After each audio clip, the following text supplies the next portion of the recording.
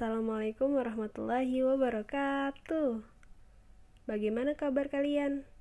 Semoga dalam keadaan baik ya. Kembali lagi dengan materi baru yang tidak kalah menarik dari materi sebelumnya. Materi hari ini adalah tentang jenis-jenis usaha di Indonesia dan kata tanya. Simak sampai akhir ya. Oke, kita lanjut saja ke materi pertama, yaitu jenis-jenis usaha di Indonesia. Apakah kalian tahu berapa jenis usaha yang ada di Indonesia? Berapa ya kira-kira? Nah, di sekeliling kita terdapat berbagai jenis usaha dan biasanya jenis usaha yang dilakukan akan sesuai dengan bakat dan keterampilan yang dimiliki. Jenis usaha di Indonesia dikelompokkan menjadi beberapa bidang usaha, yaitu ada usaha di bidang pertanian, di bidang perindustrian, bidang perdagangan, bidang jasa, bidang pertambangan, dan bidang pariwisata. Usaha di bidang pertanian. Indonesia dikenal sebagai negara pertanian karena sebagian besar penduduk di Indonesia memiliki usaha di sektor pertanian. Usaha di bidang pertanian itu sendiri meliputi pertanian, perkebunan, perikanan, dan peternakan. Pertama, ada pertanian. Suatu kegiatan bercocok tanam yang dapat dilakukan di sawah, tegalan, ladang, atau kebun. Yang kedua, ada perkebunan. Suatu kegiatan bercocok tanam dan jenis tanamannya yang diusahakan adalah karet, kelapa sawit, tebu, dan tembakau. Yang ketiga, ada perikanan. Suatu usaha membudidayakan ikan. Perikanan dibagi menjadi dua, yaitu perikanan darat atau budidaya ikan di dalam kolam, waduk, dan sungai. Dan perikanan laut, yaitu budidaya ikan di laut. Yang keempat, peternakan. Suatu usaha membudidayakan hewan ternak. Peternakan dibagi menjadi tiga. Ada peternakan hewan besar, yaitu sapi dan kuda, peternakan hewan kecil, yaitu kambing dan domba, dan peternakan unggas, yaitu ayam, bebek, dan angsa. Usaha di bidang perindustrian. Industri adalah kegiatan mengolah bahan mentah yang diperoleh dari sumber daya alam menjadi barang jadi. Terdapat dua jenis industri, yaitu industri rumah tangga dan industri besar. Industri rumah tangga tidak membutuhkan banyak orang dan dapat dilakukan hanya dengan tangan. Contohnya kerajinan anyaman dan kerajinan keramik. Serta industri besar membutuhkan banyak orang dan bantuan peralatan modern. Contohnya industri alat elektronik dan industri makanan.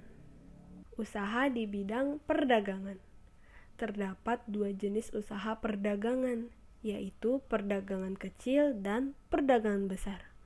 Perdagangan kecil menjual barang secara eceran langsung kepada pembeli dan barang diperoleh dari pedagang besar. Contohnya seperti warung, toko, dan pedagang kaki lima. Pedagang besar menjual barang ke pedagang kecil dalam jumlah besar atau grosir. Barang diperoleh langsung dari pabrik. Pedagang besar juga bisa disebut sebagai agen. Selanjutnya, usaha di bidang jasa.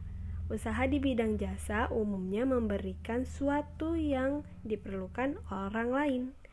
Contohnya, guru yang memberikan jasa mengajar, dokter yang melayani pasien, kurir mengantarkan barang sampai tempat tujuan, dan sebagainya.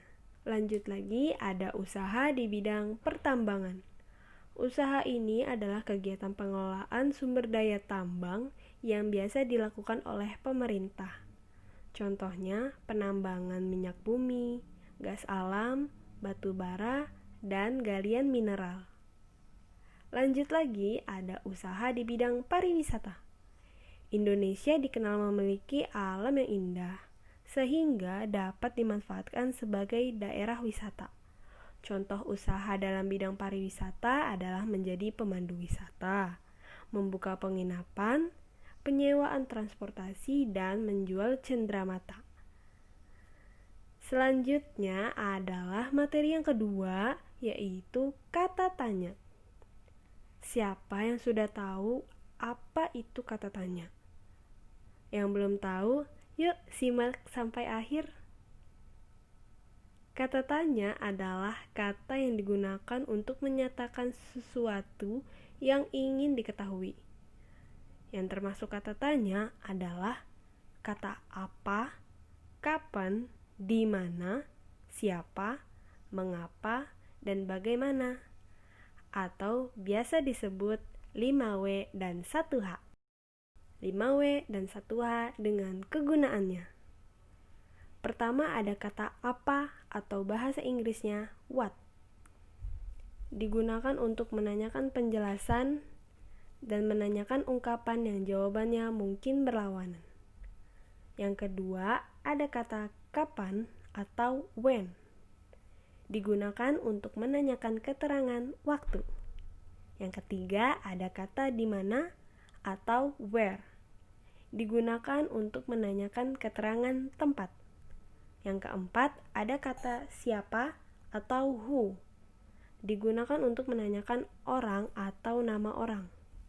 Yang kelima ada kata mengapa atau why.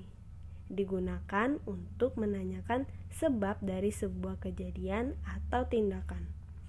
Dan yang keenam ada kata bagaimana atau how.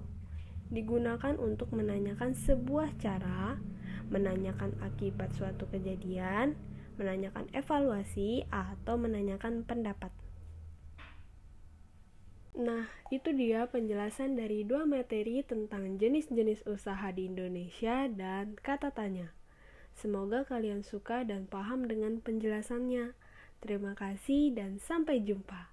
Assalamualaikum warahmatullahi wabarakatuh.